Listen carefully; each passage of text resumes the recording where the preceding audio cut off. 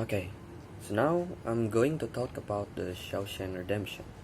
This Shawshank Redemption is written and directed by Frank Darabont.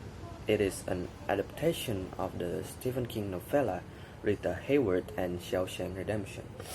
Starring Tim Robbins and Morgan Freeman, the film portrays the story of Andy Dufresne Robbins, a banker who is sentenced to two life sentences at Shawshank State Prison for apparently murdering his wife and her lover.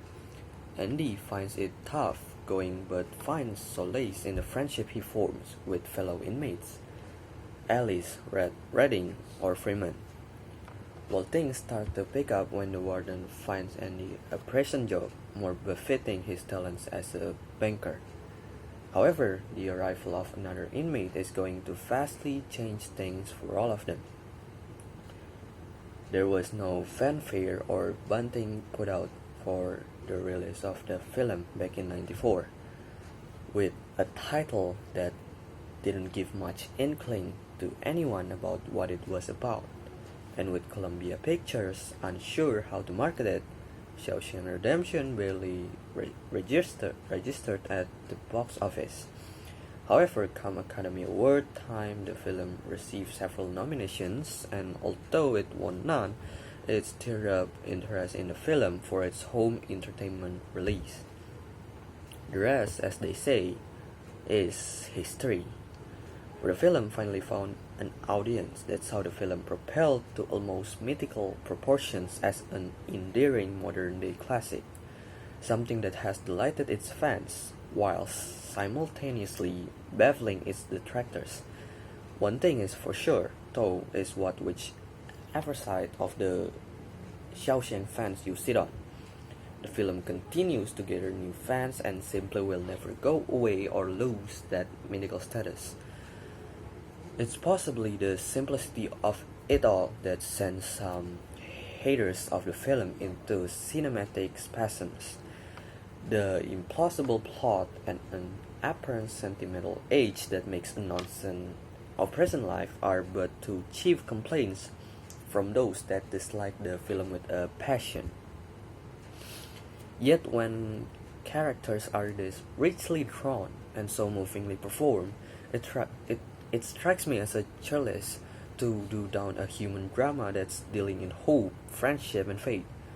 The sentimental aspect is indeed there, but that acts as a counterpoint to the suffering, degradation, and shattering of the soul involving our protagonist. Cozy prison life, you say? I guess no chance. The need for human connection is never more needed than during incarceration, surely.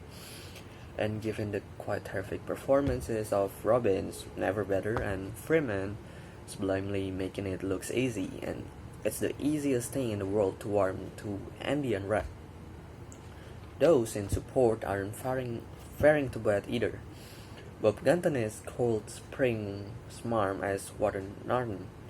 James Whitmore is heart-achingly great as the Birdman of Shawshank.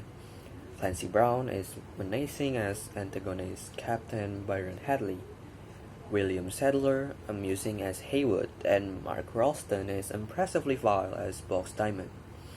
Then there is Roger Deakins' last cinematography as the camera gracefully glides in and out for the present, offering almost ethereal hope to our characters. Yes, they are ours.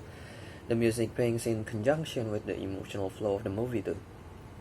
And then Thomas Newman's score is mostly piano-based, dovetailing neatly with any state of mind, while the excellently selected soundtrack ranges from the likes of Hank Williams to the gorgeous Le Nozze di Figaro by Mozart. If you love Shawshank, that is love that lasts a lifetime. Every viewing brings the same array of emotions: anger, refinement, happiness, sadness, inspiration, and warmth that can reduce the most hardened into misty-eyed wonderment.